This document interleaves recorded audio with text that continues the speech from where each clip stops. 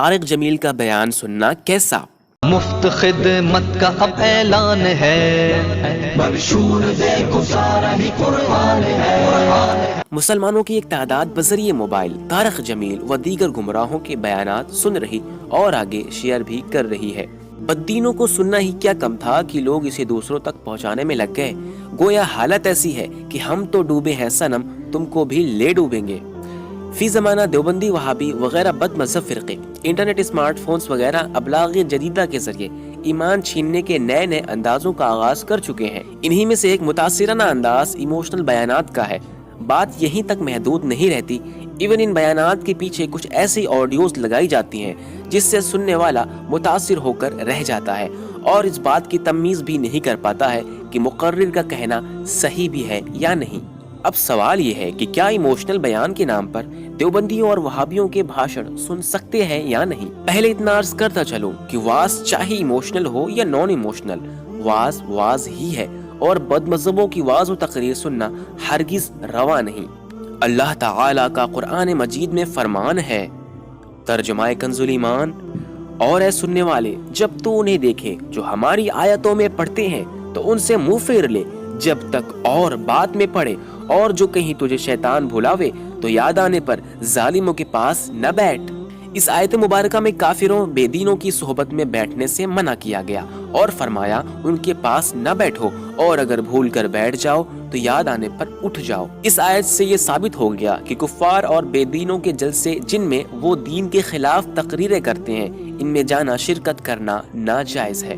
نبی پاک صلی اللہ تعالی علیہ وآلہ وسلم نے ارشاد فرمایا، آخری زمانے میں جھوٹے دجال ہوں گے جو تمہارے پاس وہ احادیث لائیں گے جو نہ تم نے سنی نہ تمہارے باپ داداؤں نے۔ ان کو اپنے اور اپنے کون سے دور رکھو، وہ تمہیں گمراہ نہ کر دیں، فتنے میں نہ ڈال دیں۔ بد مذہبوں کی محفل میں جانا یا انٹرنیٹ کے ذریعے ان کی تقریریں سننا ناجائز و حرام ہے اور اپنے آپ کو بد مذہبی اور گمراہی پر پیش کرنے والا کام ہے۔ ہمارے بزرگان دین اپنے ایمان کے بارے میں بے حد محتاط ہوا کرتے تھے، باوجود اس کے کہ وہ عقیدے میں انتہائی متسلب اور پختہ ہوتے تھے، پھر بھی وہ کسی بد مذہب کی بات سننا ہرگز پسند نہیں فرماتے تھے۔ چنانچہ اعلیٰ حضرت امام اہل سنت اس بارے میں اسلاف کا عمل نقل کرتے ہوئے فرماتے ہیں، سیدنا سعید بن زبیر شاگرد عبداللہ بن عباس رضی اللہ تعالی عنہما کو راستے میں ایک بد مذہب ملا۔ بد مذہب نے کہا، کچھ عرض کرنا چاہتا ہوں۔ سیدنا سعید بن زبیر رضی اللہ عنہ نے فرمایا، میں سننا نہیں چاہتا۔ بد مذہب نے عرض کی، ایک کلمہ؟ آپ رضی اللہ عنہ نے اپنا انگوٹھا چھنگلی کے سرے پر رکھ کر فرمایا، آدھا لفظ بھی نہیں۔ لوگوں نے عرض کی، اس کا کیا سبب ہے؟ سیدنا سعید بن زبیر رضی اللہ عنہ نے فرمایا، یہ ان میں سے ہے، یعنی گمراہوں میں سے ہے۔ امام محمد بن سیرین شاگرد انس رضی اللہ عنہ کے پاس دو بد مذہب آئے۔ ان بد مذہبوں نے عرض کی، کچھ آیتیں آپ کو سناؤں؟ امام محمد بن سیرین رضی اللہ عنہ نے فرمایا، میں سننا نہیں چاہتا۔ ان بد مذہبوں نے عرض کی، کچھ احادیث نبی صلی اللہ علیہ وسلم سنائیں؟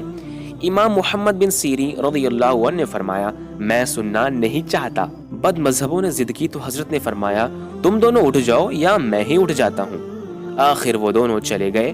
لوگوں نے عرض کی، اے امام، آپ کا کیا حرج تھا اگر وہ کچھ آیتیں یا حدیثیں سناتے؟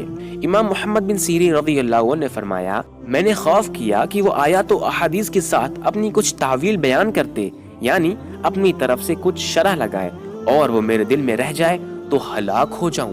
پھر سیدی اعلیٰ حضرت نے فرمایا، ائمہ کا تو یہ خوف، اور اب عوام کو یہ جرت ہے، یعنی اب عوام کی یہ جرت ہے کہ بد مذہبوں کی مجلس میں شرکت کرتے ہیں یا ان کے بیانات سنتے ہیں۔ ولا حول ولا قوت الا باللہ۔ دیکھو، امان کی راہ وہی ہے جو تمہیں تمہارے پیارے نبی نے بتائی، یعنی ان سے، بد مذہبوں سے دور رہو اور انہیں اپنے آپ سے دور کرو، کہیں وہ تمہیں گمراہ نہ کر دیں، کہیں وہ تمہیں فتنے میں نہ ڈال دیں۔ بد مذہبوں سے دور رہنے اور انہیں خود سے دور رکھنے کے ساتھ ساتھ متعدد احادیث میں ان سے زندگی اور موت کے تمام تعلقات ختم کرنے کا حکم دیا گیا ہے۔ چنانچہ ارشاد فرمایا کہ ان کے ساتھ کھانا نہ کھاؤ، ان کے ساتھ پانی نہ پیو، ان کے پاس نہ بیٹھو، ان سے رشتہ نہ کرو، وہ بیمار پڑے تو پوچھنے نہ جاؤ، مر جائیں تو ان کی میت کے پاس نہ جاؤ، ان کی نماز جنازہ نہ پڑھو اور نہ ہی ان کے ساتھ نماز پڑھو۔